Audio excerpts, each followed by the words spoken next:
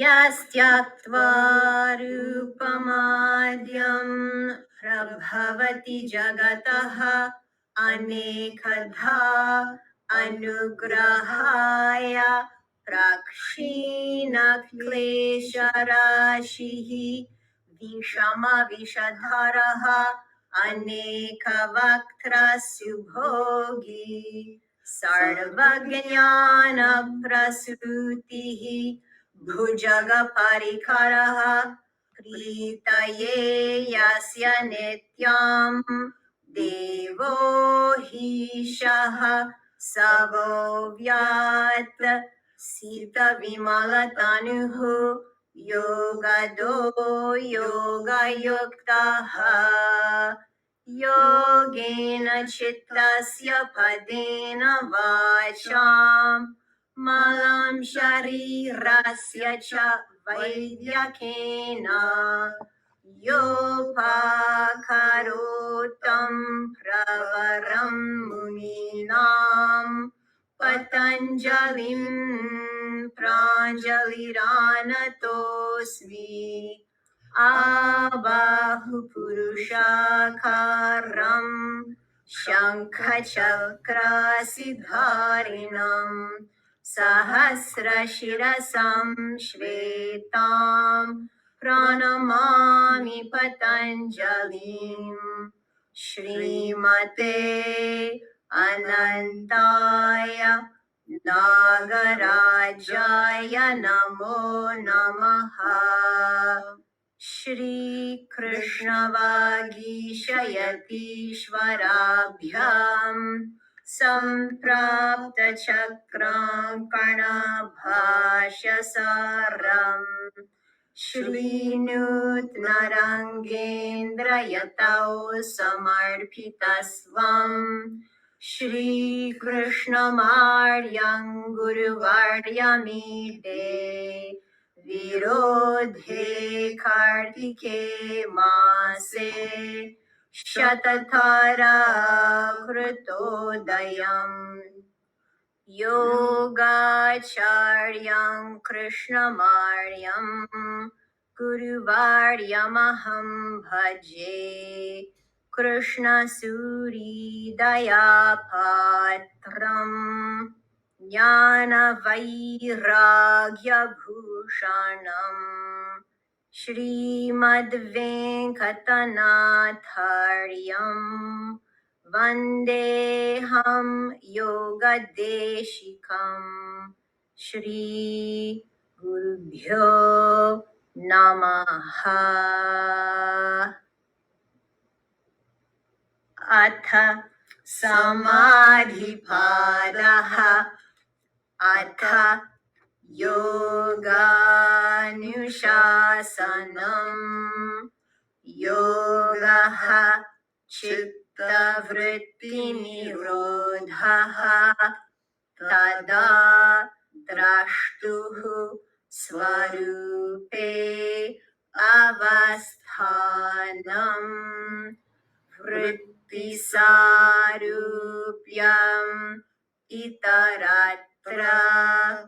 Vrittayah Panchadayah Klishtaha Pramana Viparyaya Vikalpa Nidra Smritayaha Pratyaksha Anumana Agamaha Pramanani Viparyayo Mithya Jnanam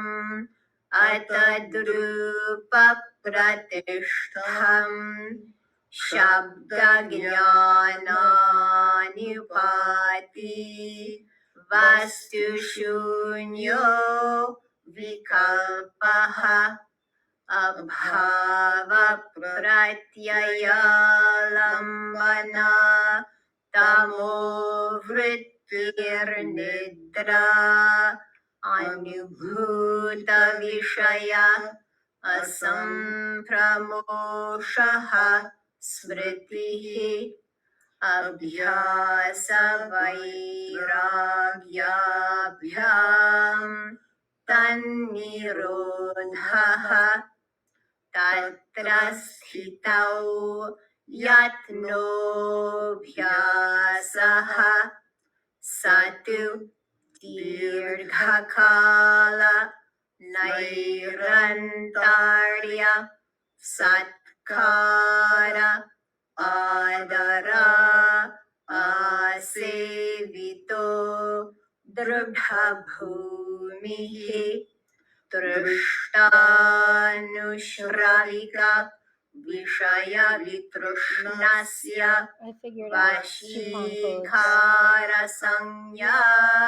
वैराग्यम् तत्परं पुरुषख्यातेः गुणवैतृष्ण्यम् वितर्क विचार आनन्द अस्मितारूप अनुगमात् सम्प्रज्ञातः विराम प्रत्यय अभ्यासपूर्वः संस्कारशेषः अन्यः भावप्रत्ययो विदेह प्रकृतिलयानाम् श्रद्धा वीर्य स्मृति समाधि प्रज्ञा पूर्वक इतरेषाम्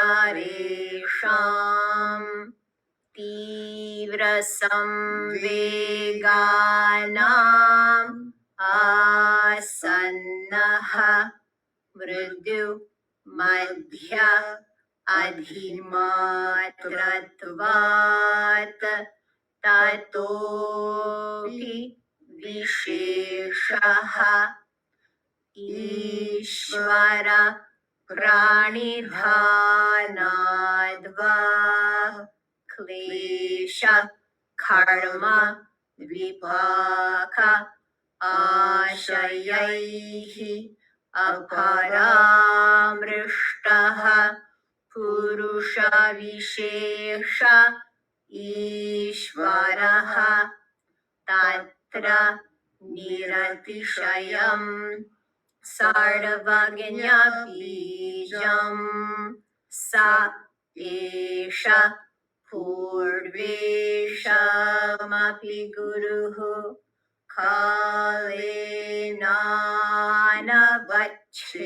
कालेनानवच्छेदात् तस्य वाचकः प्रणवः तज्जपः तदर्थभावनम् ततः प्रत्यक्षेतनाधिगमः अपि अन्तराय भावश्च व्याधि स्त्यान संशय प्रमाद आलस्य अविरति भ्रान्ति दर्शन अलब्धभूमिकत्व अनवस्थितत्वानि चित्तविक्षेपाः ते अन्तरायाः दुःख दौर्मनस्य अङ्गमेजयत्व श्वास प्रश्वासाः विक्षेपसः भुवः तत्प्रतिषेधार्थम् एकतत्त्वाभ्यासः मैत्री करुणा मुदितोपेक्षानां सुख दुःख पुण्य विषयानां भावनातः चित्तप्रसादनं प्रच्छादन विधारणाभ्यां वा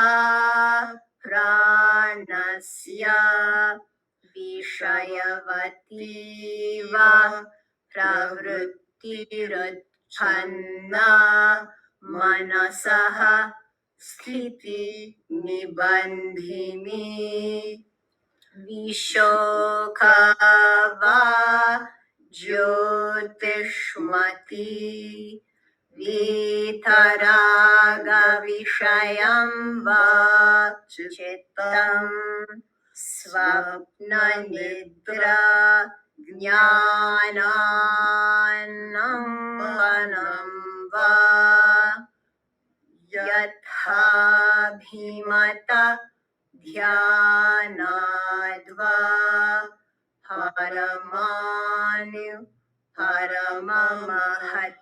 परममहत्त्वान्तः अस्य वशीकारः क्षीणवृत्तेः अभिजातस्येव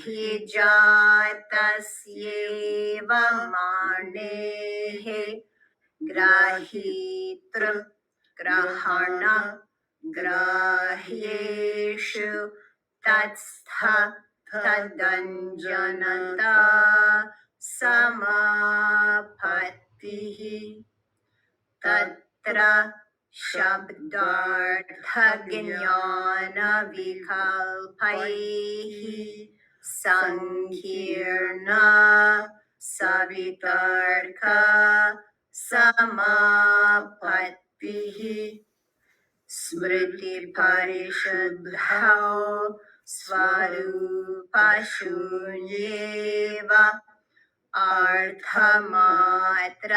अर्थमात्रनिर्भासा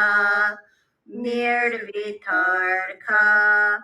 एतयैव सविचारा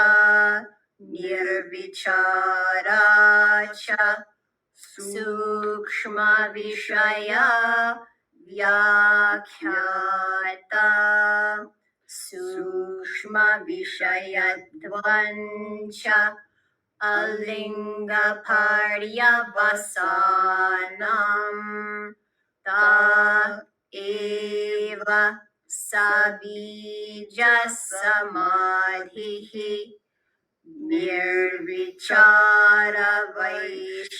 निर्विचारवैशारद्ये अध्यात्मप्रसादः ऋतम्भरा तत्र प्रज्ञा